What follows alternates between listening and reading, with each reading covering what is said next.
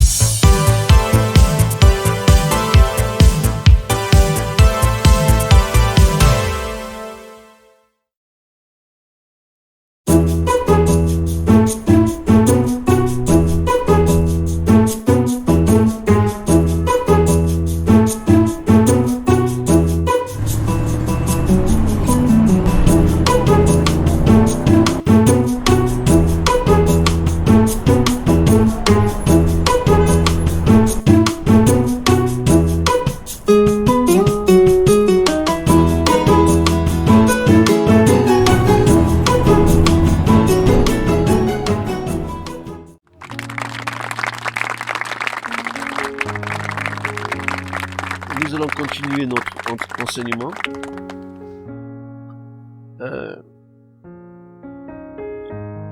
On a fait un long cheminement dans le parvis.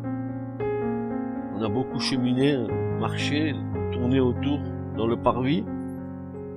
Et ce long cheminement nous a amené d'abord à l'autel des holocaustes. Le premier élément, et quand nous sommes arrivés à l'autel des holocaustes et que nous avons commencé à comprendre cet instrument de culte pour les Israélites, nous avons compris que l'autel des holocaustes était une préfiguration de l'œuvre de la croix.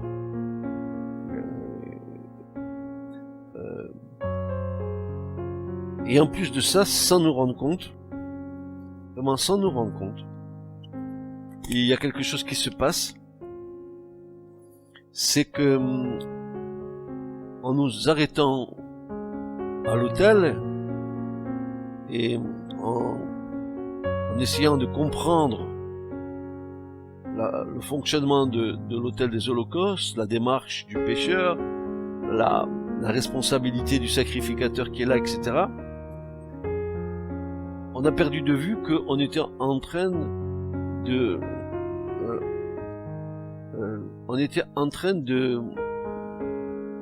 faire ce que l'Écriture nous dit, c'est-à-dire d'avoir sur nous le témoignage du sang. Parce que c'est à la croix qu'on a le témoignage du sang. Vous vous rappelez très bien, on le lira tout à l'heure, que ce que dit l'apôtre Jean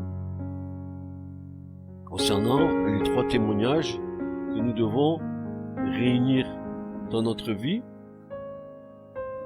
qui lui fera dire: celui qui a le Fils a la vie, celui qui n'a pas le Fils n'a pas la vie. Nous aurons peut-être à comprendre ce que c'est que d'avoir le Fils. Donc, c'est ici le témoignage du sang.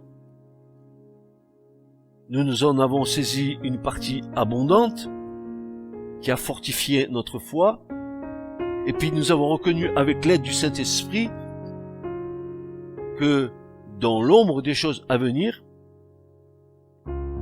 ce lieu sans conteste nous parlait de l'œuvre de la croix, où Christ, l'agneau de Dieu, donna sa vie pour nous.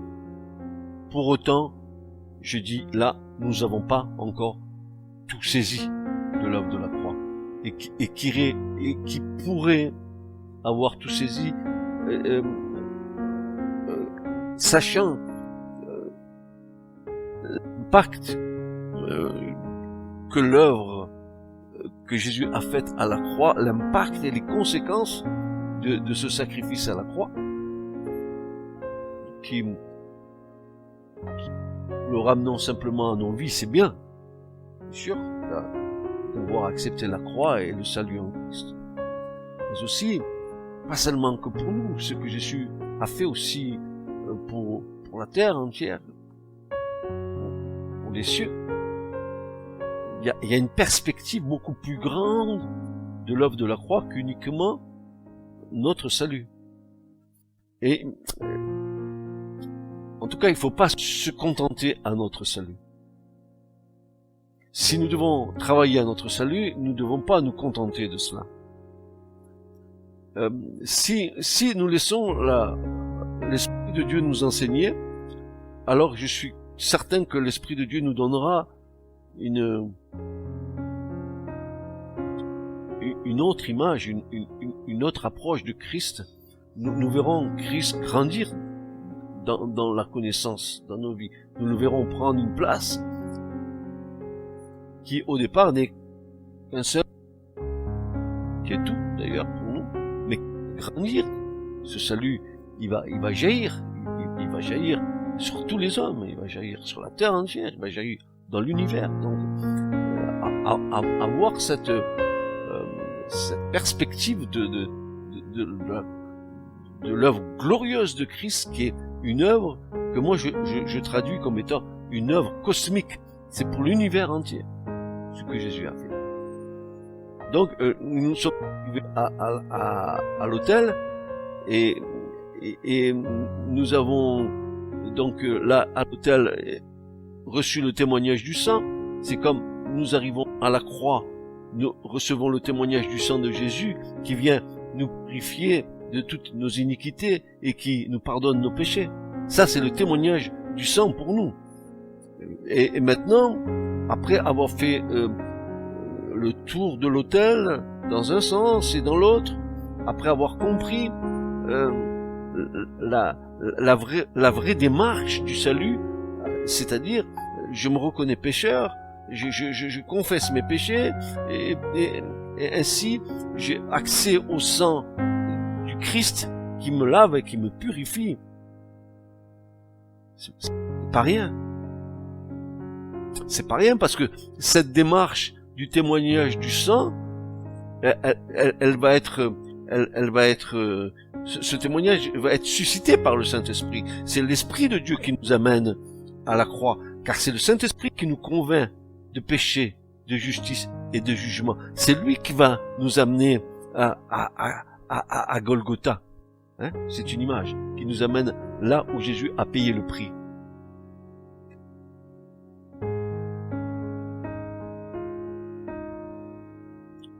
Puis, nous avons repris notre cheminement et nous sommes arrivés à la cuve d'airain. Il fallait aussi le témoignage de quoi?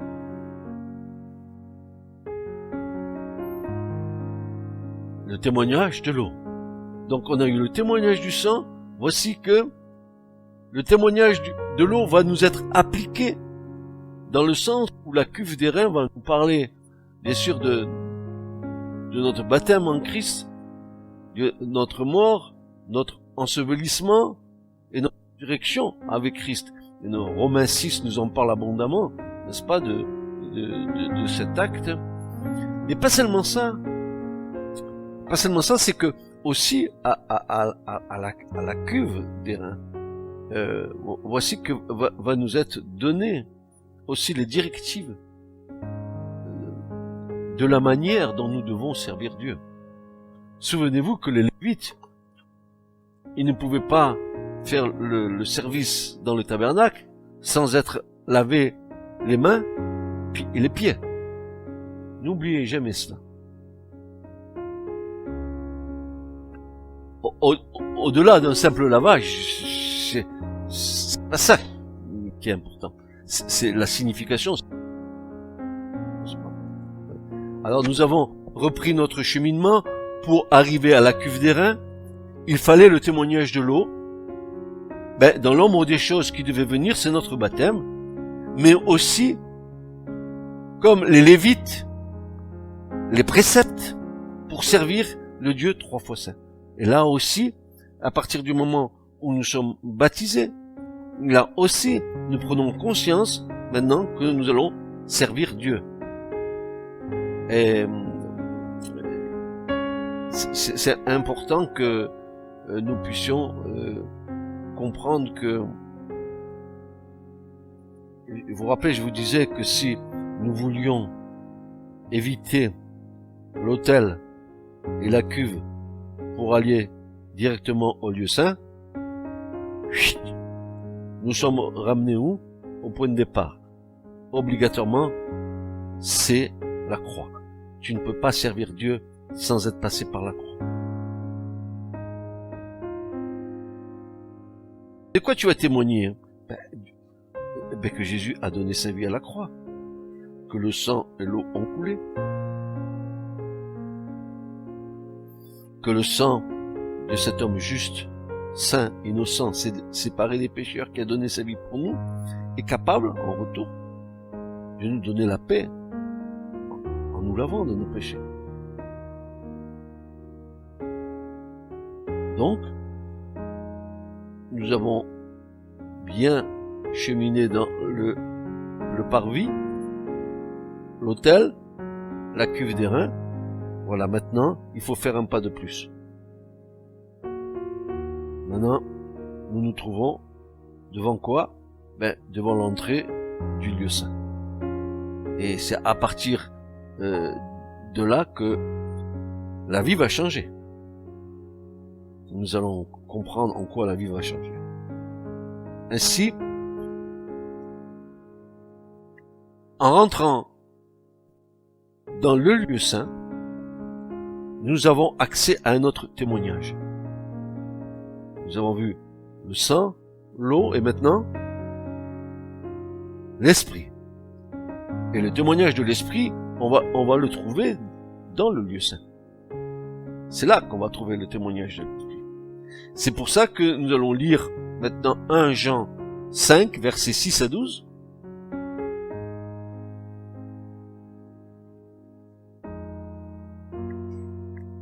Pour bien comprendre tout ce que nous venons de dire.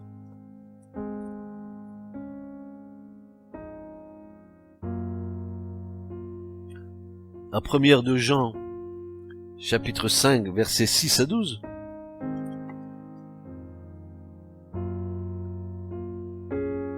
Où il est dit, c'est lui qui est venu par l'eau et par le sang, Jésus le Christ, non seulement dans la puissance de l'eau, mais aussi dans la puissance de l'eau et du sang, et c'est l'Esprit qui rend témoignage, car l'Esprit est la vérité.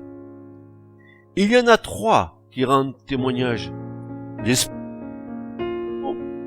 et le sang. Et les 3 sont d'accord pour rendre un même témoignage.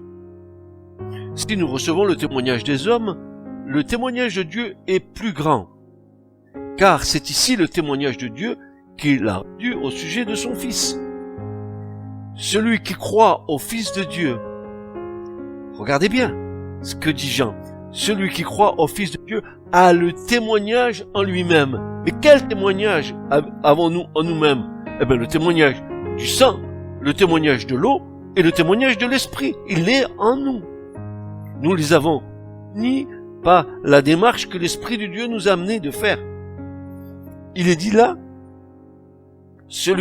verset 10, celui qui croit au Fils de Dieu a le témoignage au-dedans de lui-même. Celui qui ne croit pas Dieu l'a fait menteur, car il n'a pas cru au témoignage que Dieu a rendu au sujet de son Fils. Et c'est ici le témoignage que Dieu nous a donné, la vie éternelle, et dans son Fils. Et Jean va dire, celui qui a le Fils a la vie, celui qui n'a pas le Fils n'a pas la vie. C'est ça que je fais que vous dire, ne me dites pas que vous êtes de l'église du tabernacle, ne me dites pas que vous êtes évangélique, ne me dites pas que vous êtes catholique, ne me dites pas que... Dites-moi, je suis à Christ. Parce que celui qui a le Fils, il a la vie. Une dénomination ne te donnera pas la vie. Une église ne te donnera pas la vie. Seul Jésus est capable de te transmettre la vie d'en haut. Et ça change toute l'optique de la structure de la foi et de la religion. C'est que nous devons amener les gens non pas à dépendre d'une église, mais nous devons les amener à dépendre de Christ. Ensuite, l'église, c'est le lieu de rassemblement où nous sommes tous d'accord pour suivre Jésus. Donc c'est pas du tout pareil.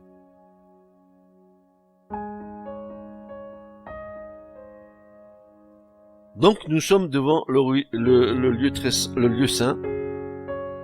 Et il y a quelque chose d'assez étonnant.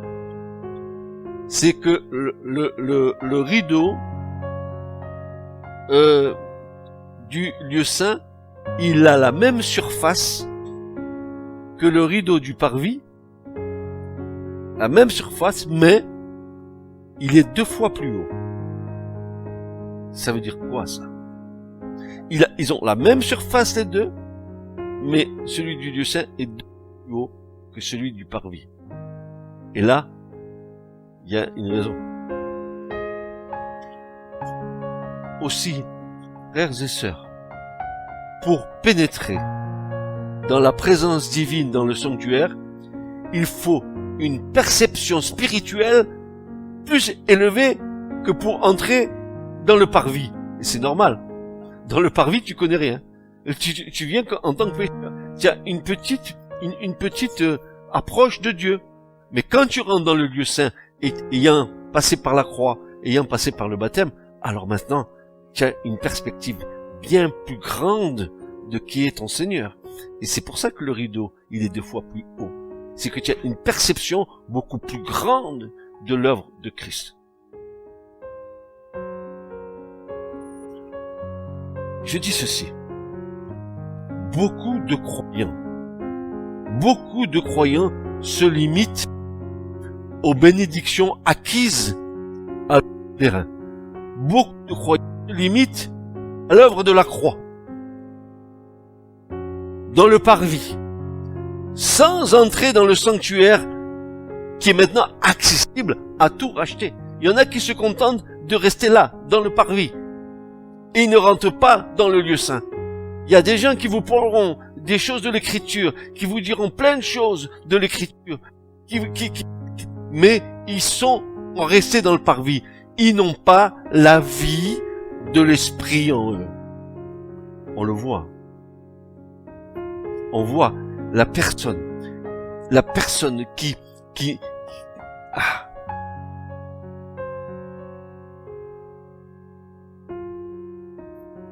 il y a une lettre qui tue, mais il y a un esprit qui vivifie.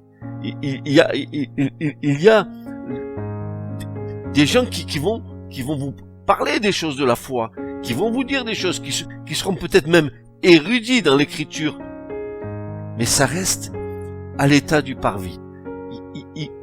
Quand ils vous transmettent des choses, il n'y a pas le sel, il n'y a pas la vie.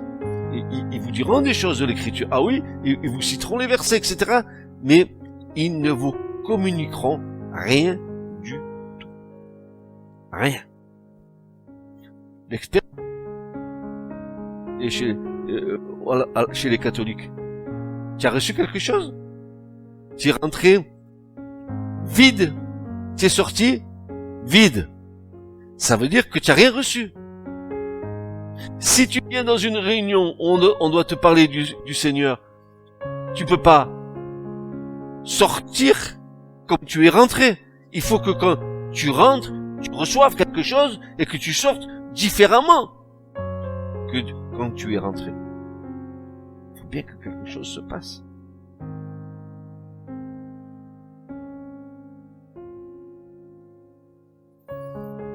Il faut une perception spirituelle plus élevée que pour entrer dans le parvis. Beaucoup de croyants se limitent aux bénédictions acquises à l'autel des reins c'est-à-dire à la croix, dans le parvis, sans entrer dans le sanctuaire. Et pourtant, ce sanctuaire, puisque tu es passé par la croix, parce que tu es passé par la cuve, que tu es passé par la croix, que tu es passé par le baptême, maintenant tu peux avoir accès dans le lieu saint. Pourquoi tu rentres pas?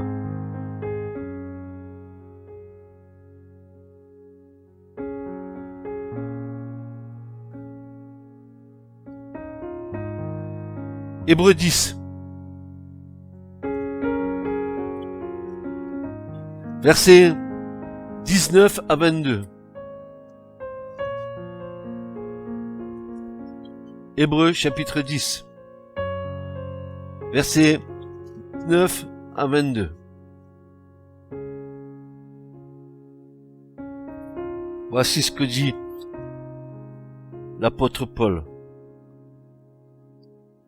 Ayons donc, frères, une pleine liberté pour entrer dans les lieux saints. Pourquoi je vais rester dans le parvis? La porte m'est ouverte. Le rideau, il s'est déchiré du haut en bas. Désormais, on a accès. Et voici ce que dit Paul. Tu entres et tu as une liberté d'entrer dans le lieu saint. Par quel moyen? Parce que tu es passé par l'autel, par la croix, par le sang de Jésus. Seul le sang de Jésus t'ouvre la clé pour entrer dans le lieu saint.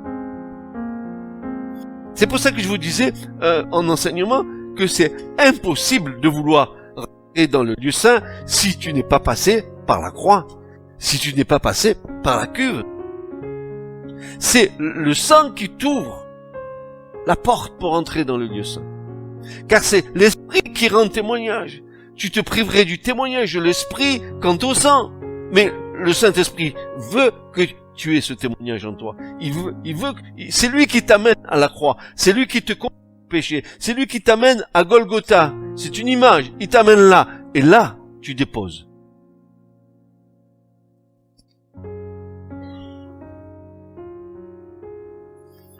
Ayons donc, frères, une pleine liberté pour entrer dans les lieux saints par le sang de Jésus, par le chemin nouveau et vivant, consacré à travers le voile, c'est-à-dire sa chair, ayant un grand sacrificateur établi sur la maison de Dieu, approchons-nous avec un cœur vrai, en pleine assurance de la foi, ayant les cœurs par aspersion purifiés d'une mauvaise conscience, et le corps lavé d'eau pure. Voilà.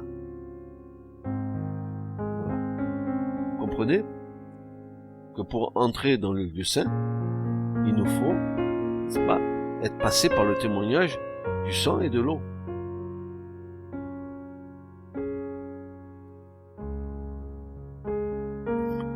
Beaucoup,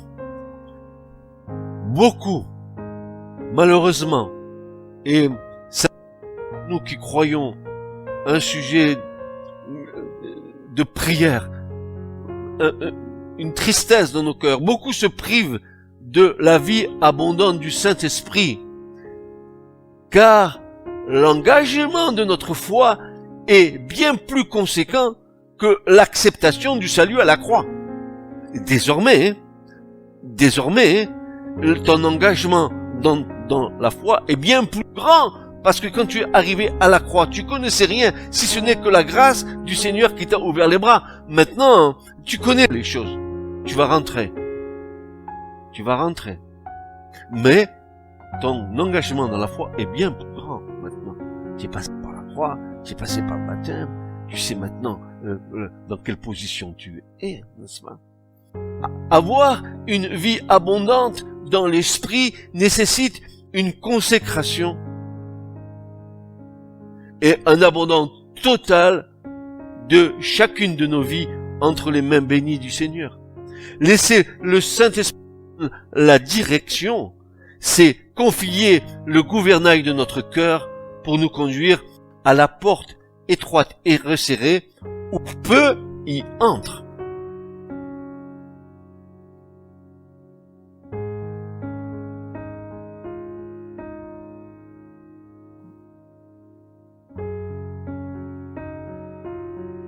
Matthieu 7, 14, il est dit, et c'est Jésus qui le dit, il dit ceci, car étroite est la porte, et resserré le chemin qui mène à la vie, et peu nombreux sont ceux qui le trouvent. On le lit ensemble? Nous allons le lire ensemble à haute voix. Tous ensemble. Car étroite est la porte. S'il vous plaît, je veux vous entendre. Car étroite est la porte, et resserré le chemin qui mène à la vie, et peu nombreux sont ceux qui le trouvent. Matthieu 7, verset 13, le verset d'avant. Voici ce que Jésus dit. Entrez par la porte étroite, car large est la porte, et spacieux le chemin qui mène à la perdition, et nombreux sont ceux qui entrent par elle.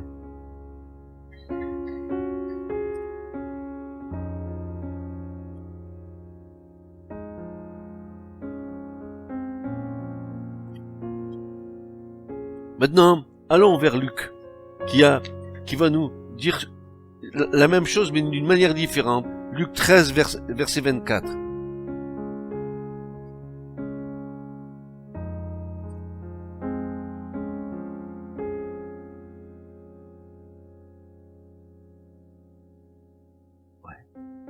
Oui. Luc 13, 24. Il leur dit. Qu'est-ce que Jésus va leur dire? Luttez pour entrer par la porte étroite. Car beaucoup, je vous le dis, chercheront à entrer et ne pourront pas. Je dois vous dire quelque chose concernant Luc.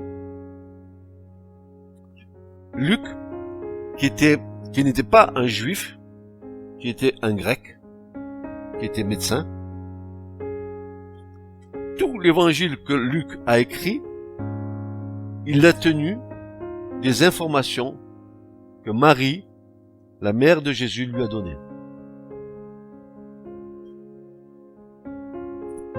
Beaucoup de détails de Luc, c'est Marie qui a donné à Luc toutes ces informations.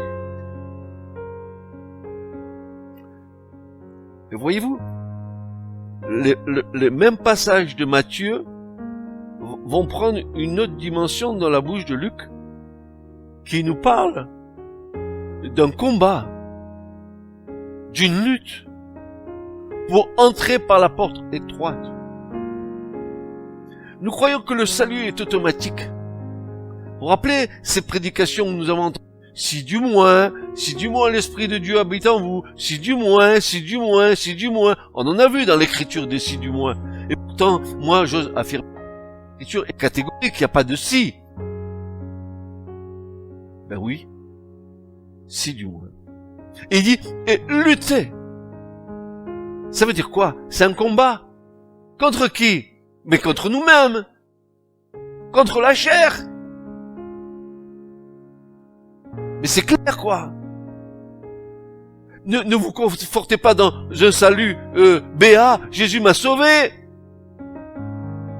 Travaillez avec crainte et tremblement à votre salut, dira Paul. Qu'est-ce que vous croyez? Moi, je ne voudrais pas entendre de la bouche du Seigneur me dire, je ne t'ai jamais connu. Mais j'ai fait ça pour toi. J'ai fait ça pour toi. J'ai fait ça pour toi. J'ai fait. J'ai fait.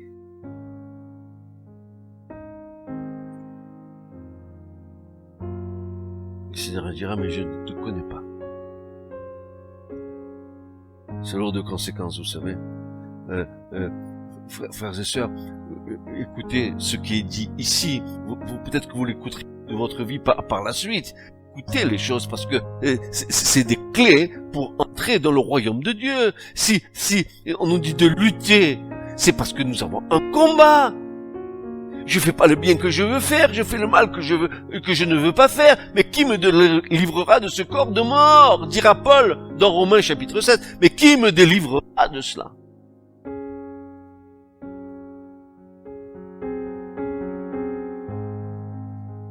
Luttez pour entrer par la porte étroite, car, dit Jésus, beaucoup, je vous le dis, chercheront à entrer et ne pourront pas. La responsabilité que nous avons, nous qui connaissons.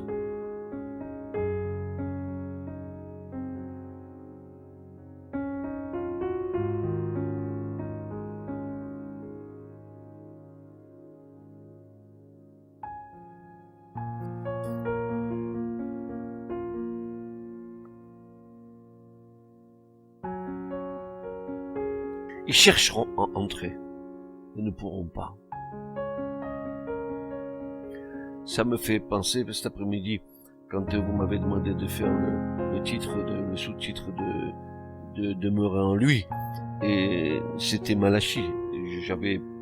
Ça fait un moment que j'ai prêché ça, depuis le début février, je m'en souvenais plus. Voilà. J'ai réécouté à nouveau, et j'écoutais le message qui était donné, et je disais, mais comment Dieu est en train de dire, à la fin du message de Malachie, il va dire ceci, et vous reconnaîtrez à la fin ceux qui me servent et ceux qui ne me servent pas.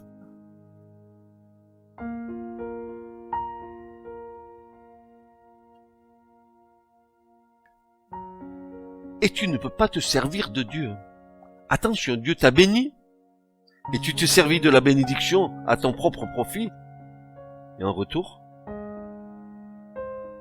quoi?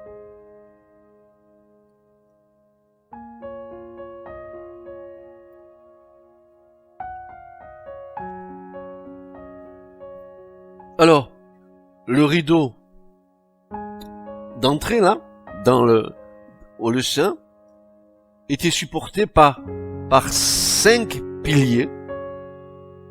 Et ces 5 piliers, ils étaient composés d'airain sur des bases en or. Et il y en avait 5. Vous voyez ça dans Exode 26, 37, où Dieu dit à Moïse, tu feras pour le rideau 5 piliers. Remarquez bien, hein, ils étaient en quoi ces piliers? De bois de sittim. Vous vous rappelez ce que c'est? Ça nous parlait de quoi? De la nature pécheresse de l'homme. Et puis, recouvert d'airain. C'est le pécheur recouvert de la justice de Christ.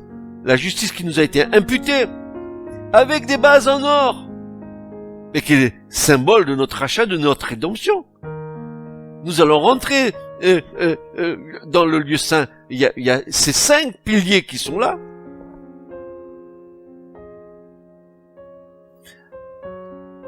Avant d'entrer dans la présence de Dieu, dans le sanctuaire,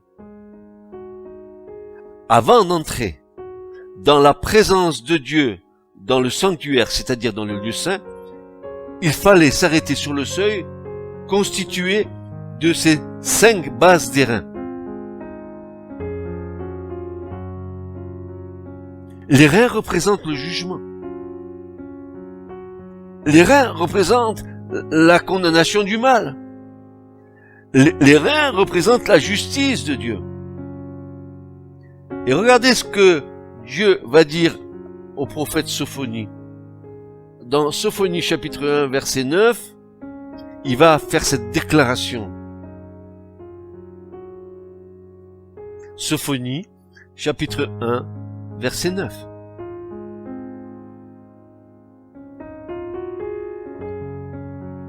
Voilà ce que Dieu va dire.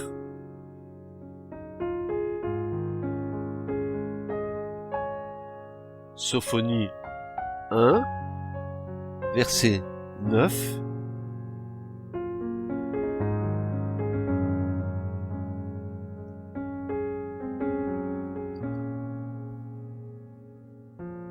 vous êtes tous.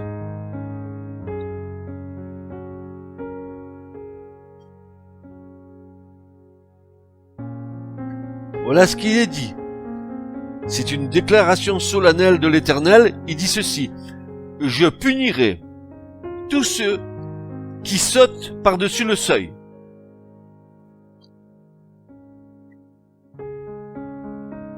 Il y a là un enseignement de toute une actualité. Avant d'entrer dans la demeure de Dieu, avant d'entrer dans la présence du Seigneur, nous devons ressentir cet exercice de conscience avant de franchir le seuil. Avant d'être dans la présence de Dieu, nous devons nous examiner. L'Écriture dit que c'est un seuil d'airain qui correspond à cette mise en garde que nous trouvons sous la plume de Paul, que chacun s'éprouve soi-même.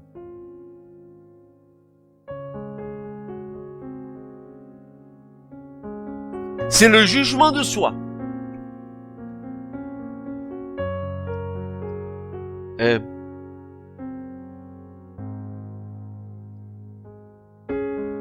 Est-ce que ta conscience ne t'a jamais amené à te juger toi-même dans des circonstances de choses que tu as faites et dans lesquelles tu n'étais peut-être pas trop d'accord avec ce que tu faisais?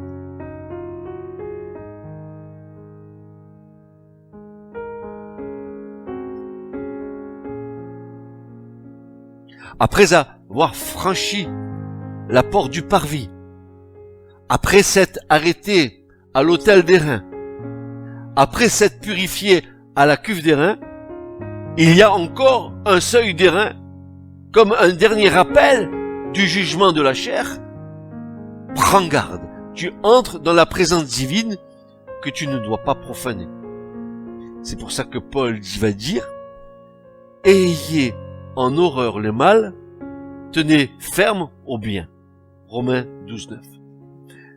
Ayez en horreur le mal, tenez ferme au bien.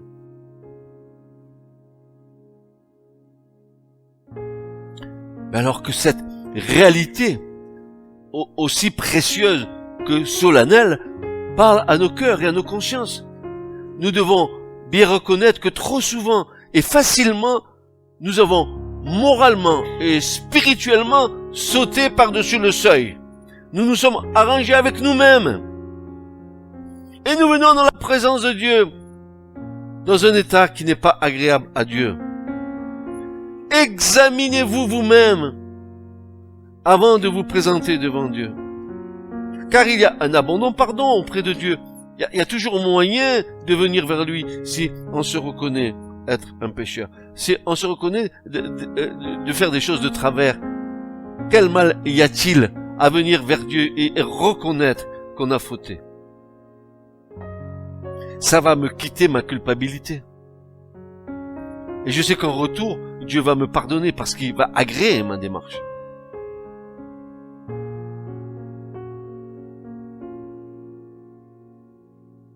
Nous devons bien reconnaître que trop souvent et facilement, nous avons moralement et spirituellement sauté par-dessus le seuil. Nous nous sommes présentés devant Dieu en état qui n'était pas un état correct. Tu peux venir à l'église le dimanche ici et venir dans un état qui n'est pas correct. Tu crois que tu trompes Dieu?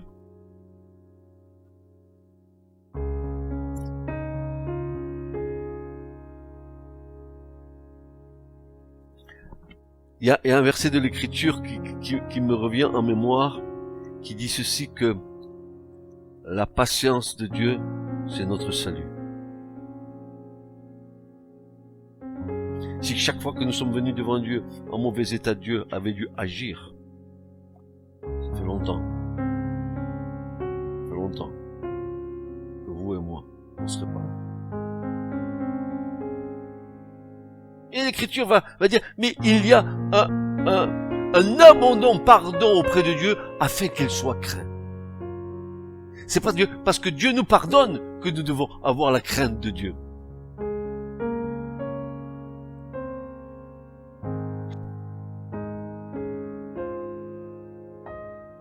Le parvis, c'est un lieu de ténèbres la nuit. Mais, une lumière subsiste dans le parvis. C'est que le feu ne s'éteint jamais. Amen. Et pour avoir les plus grandes ténèbres sur la terre, la lumière de la croix ne s'éteindra jamais. Jamais. On a voulu dans le monde entier éradiquer l'évangile. On a voulu des peuples entiers à cause de l'évangile. Jamais le témoignage de l'évangile n'a été bloqué. Jamais, jamais, jamais. Bien plus, quand les vrais chrétiens étaient persécutés à cause de leur foi, le fait qu'ils soient persécutés, ça faisait rentrer ceux qui les persécutaient dans des questionnements, en disant mais d'où ils trouvent leur foi pour aller jusqu'où ils vont. Par exemple, lorsqu'on amenait les chrétiens dans les cirques romains pour être mangés par les lions, quand on amenait les chrétiens dans les cirques romains pour être crucifiés comme Christ sur des croix, et ils venaient dans les arènes, ces chrétiens, en chantant des chants à la gloire de Jésus. Mais voulez-vous que dans les gens qui étaient là, il n'y en ait pas qui ait été touché par le Seigneur? Le témoignage. C'est ce qu'on appelle le témoignage du sang des martyrs. Le sang parle. Il nous est dit dans l'Écriture que le sang d'Abel, mieux que de celui de Caïn, et que le sang de Jésus parle mieux que celui d'Abel. Le sang parle. Le sang est un témoignage, il parle.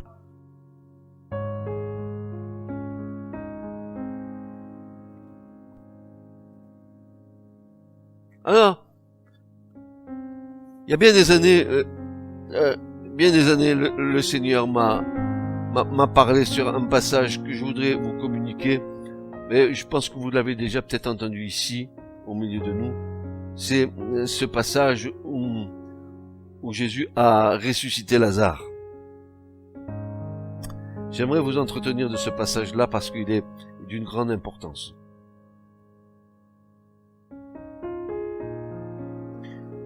De la même façon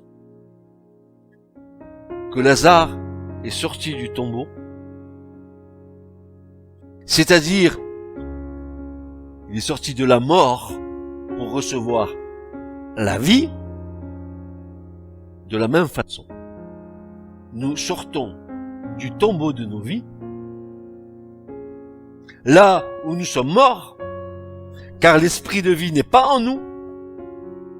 Nous sommes morts, quoique vivants. Nous mangeons, nous faisons la bringue, mais nous sommes morts spirituellement. Nous n'avons pas la vie. Nous sommes dans le tombeau de nos vies. Nous sommes dans la mort. Alors que nous entendons la voix de celui qui est la résurrection et le prince de la vie disant à haute voix, Yvette, Francis, Remedio, sors! Ou plutôt, ici, dehors, sors du tombeau de ta vie. Dieu nous appelle. Sors! Ici, dehors! Et il te nommera par ton nom. Il dira Remedios, il dira Hugo, il dira Didier, il dira Camille, il t'appellera par ton nom. Parce que si Dieu dit que tous les morts ressuscitent, tous ils vont ressusciter d'un seul coup. Mais il t'appelle à la vie par ton nom. Alors, il nous dit ici, de même, nous sortons de nos tombeaux pour avoir la vie. Mais ce n'est pas tout. Il nous faut être déliés des liens qui nous maintenaient dans la mort.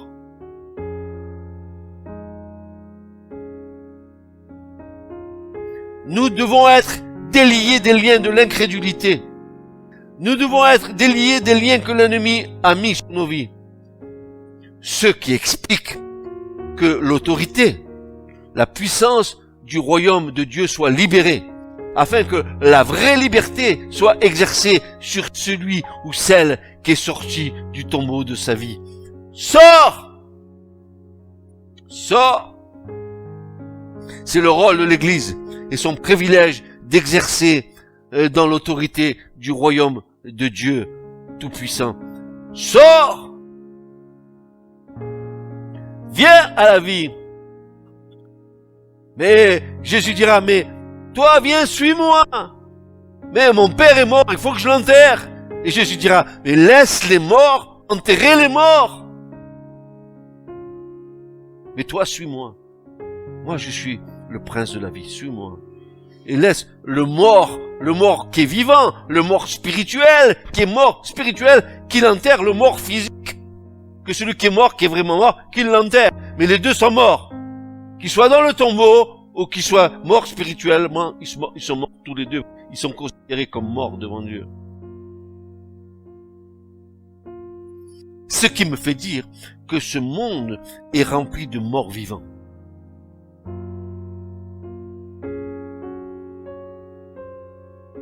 Il faut qu'ils entendent dans leur vie, sors de ton tombeau, reçois la vie, viens, ici dehors, parce qu'ils ont entendu l'évangile, dehors, viens, sors, viens, et je te donnerai la vie. Seulement je te donne la vie, et je vais te libérer de toutes tes choses.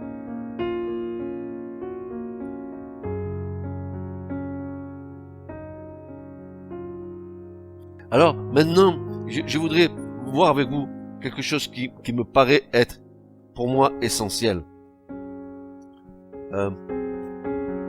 C'est quelque chose qui est comme étant une priorité quand tu rentres dans le lieu saint. Alors, ayant reçu la vraie vie, nous pénétrons dans le lieu saint, lieu de la sanctification, sans laquelle nul ne verra le Seigneur. On est d'accord avec ça?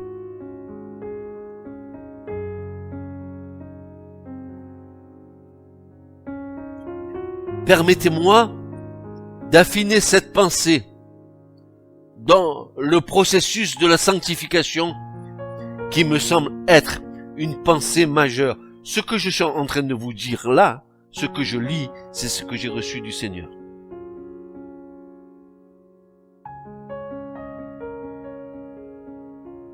Et quand je vous dis ce que j'ai écrit là, je l'ai reçu du Seigneur, je vous le transmets pour que nous comprenions ensemble ce que le Seigneur veut nous faire comprendre. Permettez-moi d'affiner cette pensée dans le processus de la sanctification qui me semble être une pensée majeure. Celle de la sanctification, l'esprit qui va affiner notre conscience.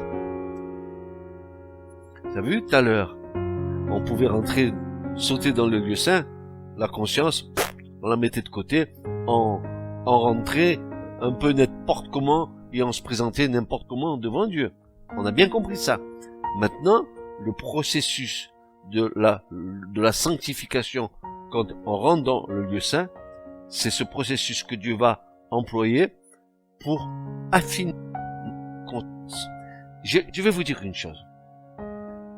Plus nous marchons selon l'esprit, plus nous devenons sensibles à ce qui peut l'attrister. Qui est d'accord avec moi? Je répète. Plus nous marchons selon l'esprit, plus nous sommes sensibles à ce qui peut l'attrister.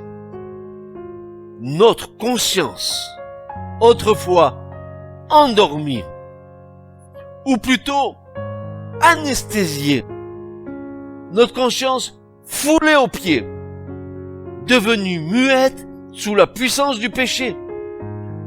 À ce moment-là, dans la sanctification de l'esprit, elle devient toujours plus délicate. Elle devient plus réactive à toutes sortes d'agressions. Quand l'Esprit de Dieu vient affiner notre conscience, nous sommes en état de veille par rapport au péché.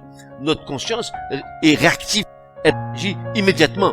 Dès qu'une pensée vient et que cette pensée n'est pas glorieuse, le Saint-Esprit le montre. Et je dis pardon Seigneur, et je me détourne de cette pensée. Mais si l'œuvre de sanctification n'a pas été commencée dans la conscience, si tu veux suivre le Seigneur avec une conscience anesthésiée, qu'est-ce qui va se passer? Tu vas pas discerner entre ce qui est bien et ce qui est mal.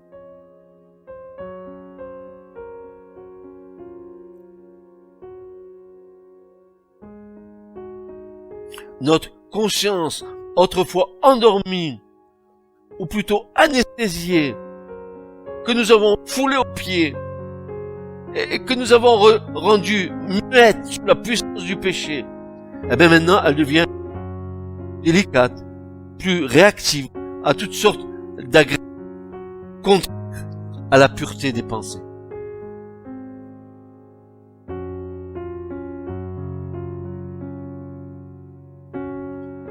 En cela, la conscience, elle nous donne, elle nous rend capable de discerner la voix de Dieu. C'est beau ça. La conscience nous permet de discerner la voix de Dieu. Tant qu'elle est sous la puissance du péché, elle entend la voix de qui? De la chair. Mais dès qu'elle a conscience, dans le processus de sanctification, dans le lieu saint, elle est débarrassée de toutes ces pensées qui viennent nous agresser, qui viennent nous agresser. Alors quoi? Alors, la conscience qui retrouve sa substance initiale d'être réactive face au bien et au mal, elle va être capable de discerner la voix de Dieu. Des péchés qu'elle tolérait auparavant lui font maintenant horreur. Et chaque jour, elle se rend mieux compte si nos actions sont approuvées ou désapprouvées de Dieu. C'est la conscience, notre conscience qui nous montre si nous sommes approuvés ou désapprouvés de Dieu. C'est le processus de sanctification le plus grand qui entre dans notre vie. Dès que nous rentrons dans la vie de l'esprit, notre conscience doit être vivée, réactive par tout ce qui nous entoure.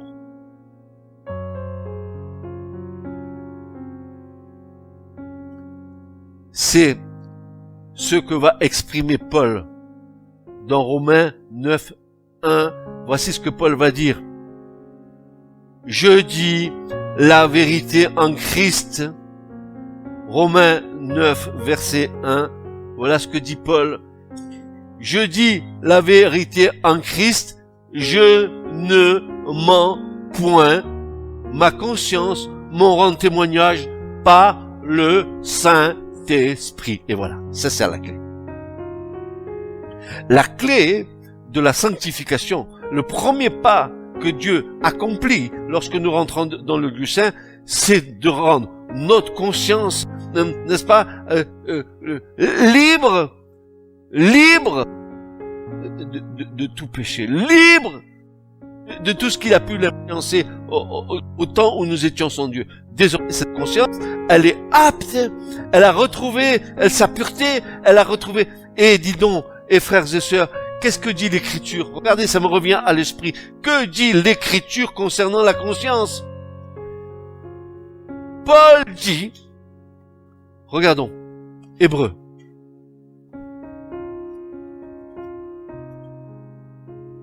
Hébreux, chapitre 9, verset 13. Regardez ce que dit Paul. Et c'est là, oh, merci Seigneur, c'est là un verset clé que je voulais vous communiquer ce soir.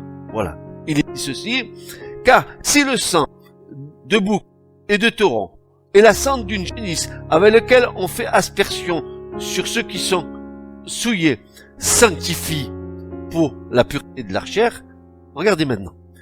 Combien plus le sang du Christ, qui par l'Esprit éternel s'est offert lui-même à Dieu, sans tache, purifiera-t-il quoi? Votre conscience de quoi?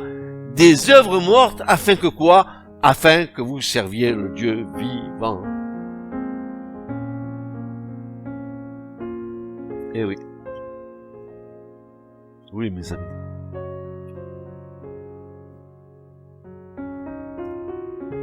C'est pour ça que tu peux pas sauter le seuil pour entrer dans le lieu saint si ta conscience n'a pas été balayée. Et c'est le premier pas de la sanctification, sans laquelle nul ne verra le Seigneur. Frères et sœurs, je suis en train de vous enseigner ce que l'Écriture dit. Je n'invente rien. Je voudrais crier à tous mes frères et sœurs en Christ que je connais, mais regardez, vous vous trompez.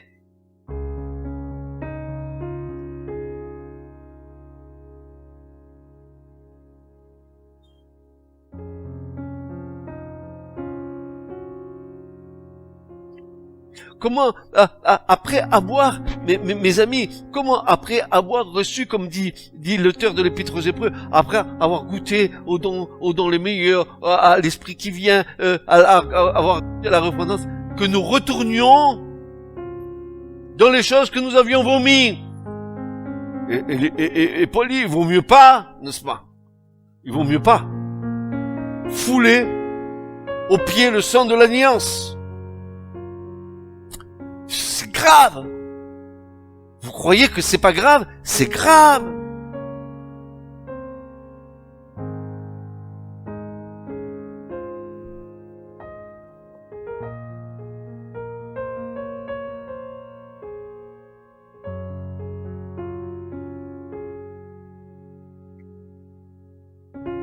Je dis la vérité en Christ, je ne mens point, dit Paul, ma conscience m'en rend témoignage, par quel moyen? Mais par le Saint-Esprit. Et où ça se passe? Mais dans le lieu saint. C'est là où il y a l'Esprit, là où il y a la vie. C'est le lieu par excellence, nous allons voir que le lieu saint, c'est le lieu par excellence où le service du Saint-Esprit est là pour tous.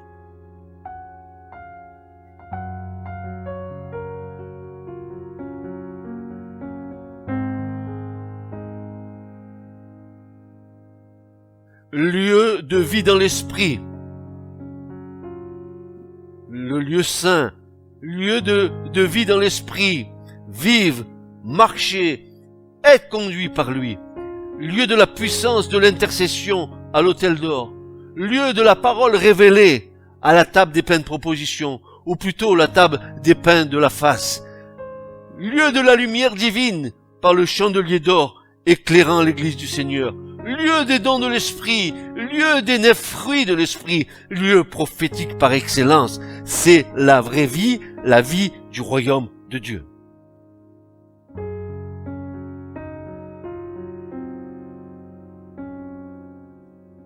Parce que Paul dit, mais que Dieu soit béni pour les hommes qui nous ont laissé ces trésors. Paul va dire, l'Esprit lui-même, Romains 8:16, l'Esprit lui-même rend témoignage à notre esprit, quoi? Que nous sommes enfants de Dieu. L'Esprit lui-même, il rend témoignage à ton esprit. Mais où? Quand tu es devenu enfant de Dieu. Où? Et quand tu passais par la croix, que tu es allé au baptême et que tu rentres dans la vie de l'Esprit, il rend témoignage que tu es enfant de Dieu. L'Esprit, c'est pour ça que Paul dira, frères et sœurs, écoutez bien, Paul dira ceci, celui qui a l'Esprit a la vie, celui qui n'a pas l'Esprit n'a pas la vie.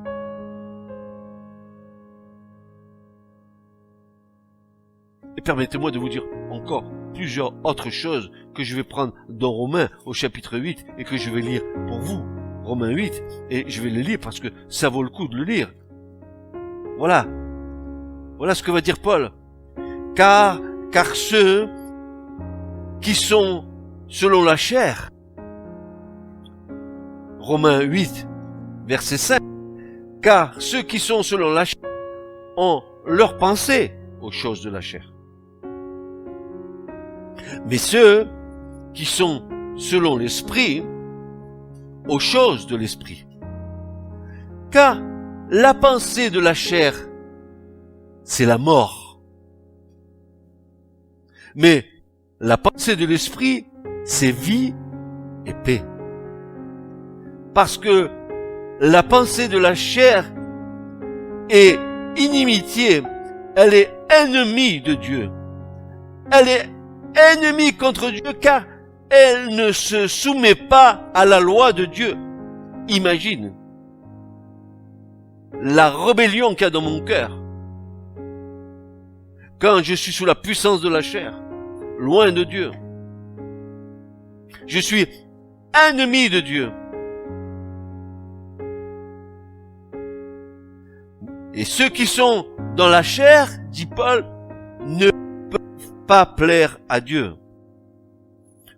Or, dira Paul, or je vous dis mes frères et sœurs, vous n'êtes pas dans la chair, mais dans l'esprit, et regardez ce que rajoute Paul, si du moins, l'esprit de Dieu habite en vous, mais si quelqu'un n'a pas l'esprit de Christ, celui-là n'est pas de lui.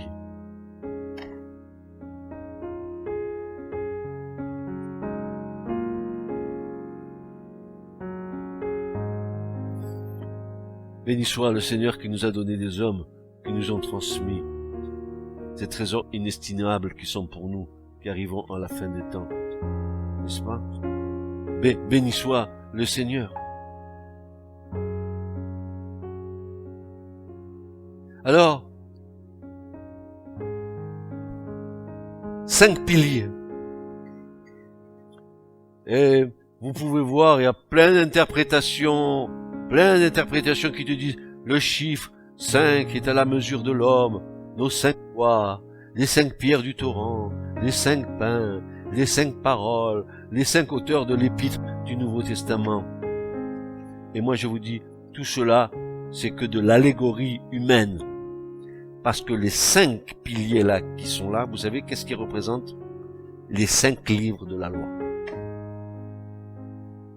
Ouais.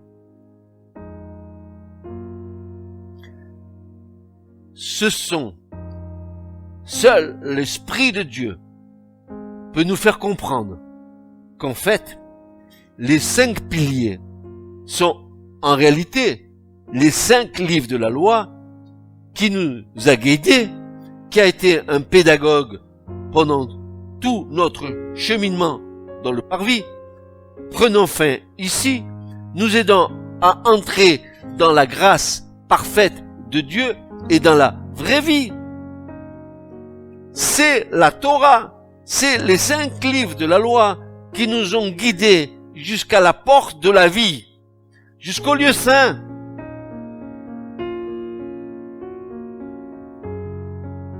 Les 5 livres de la loi nous déclarent: vous êtes vraiment morts maintenant. Voici la vie nouvelle surabondante dans la grâce. Vous pouvez pénétrer dans le lieu saint pour recevoir la vraie vie du royaume. La justice imputée, révélée dans le parvis et appliquée à nos vies, ayant accompli son œuvre parfaite en nous, maintenant nous donne libre accès dans les lieux saints.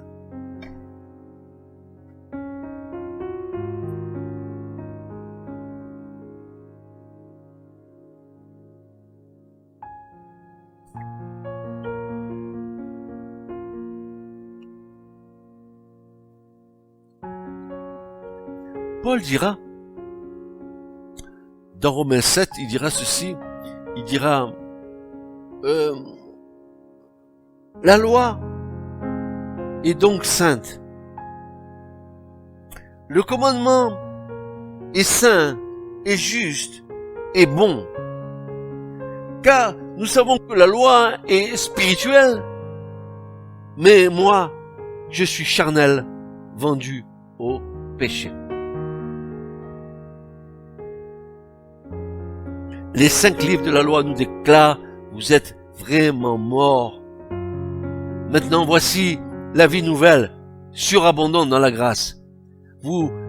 La loi nous a amenés, elle a été un pédagogue, elle nous a menés jusqu'à au seuil du lieu saint. Et elle te dit maintenant que je t'ai conduit là, rentre dans la vie. Bénéficie de la vie. Est-ce que la loi est terminée? Mais non, la loi, elle demeure dans le parvis. Tout pécheur doit être confronté à la loi de Dieu. Elle agit dans le parvis. C'est son lieu, la loi. C'est le parvis. C'est là où Dieu manifeste sa justice. Les 10 commandements. Tu ne tueras point, tu ne voleras point. C'est là où tu te reconnais pécheur.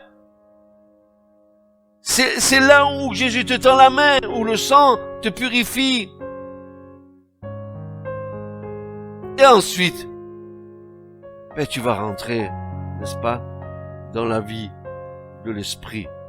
Tu pénètres, tu sautes pas le seuil. La loi t'y conduit et tu y pénètres. Et tu y pénètres et le Saint-Esprit te prend, il commence, pour que tu puisses recevoir tout ce qu'il y a dans le lieu saint, il commence à affiner, à purifier ta conscience.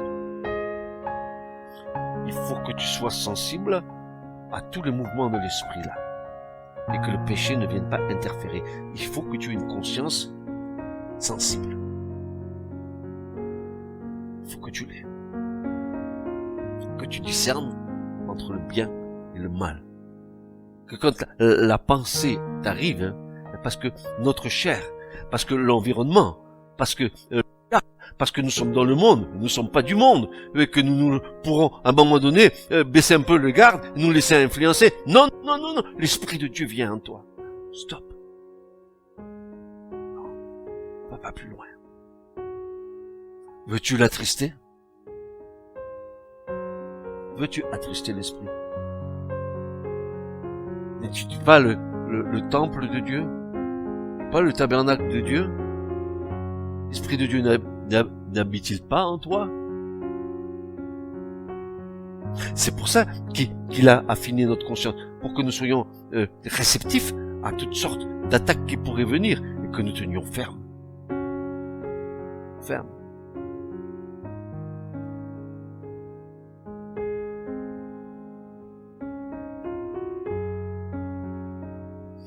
Pas avoir de mélange dans le royaume de Dieu. On met pas, on n'associe pas deux étoffes de matières différentes. Faut que ça soit tout uni. Non, non, non, mes amis. Non. Oui, la loi est sainte. Oui, le commandement est saint, est juste, est bon. Et maintenant, vous comprenez bien, maintenant, vous rappelez la prédication qu'on a eue il y a quelque temps de ça, quand je vous disais que nous observons les commandements par amour. Que nous savons que chaque commandement, c'est un commandement d'amour, mais tu peux pas le réaliser tant que tu n'es pas dans le lieu saint, tant que l'Esprit de Dieu te montre pas cette chose-là. Sinon, avec ta chair, encore dans le parvis, tu vas dire, ah, le commandement de Dieu, il est là pour me juger, pour me trancher la tête, il est là pour me lapider, il est là.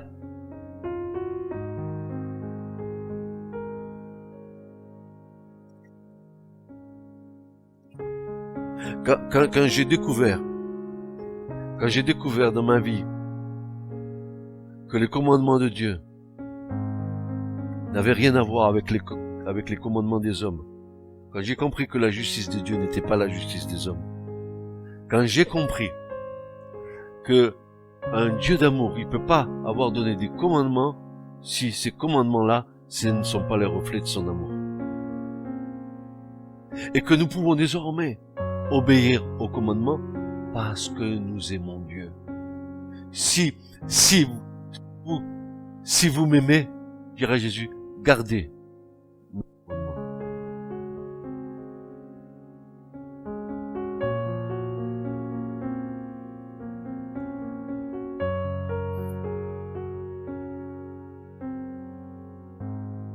J'aime bien.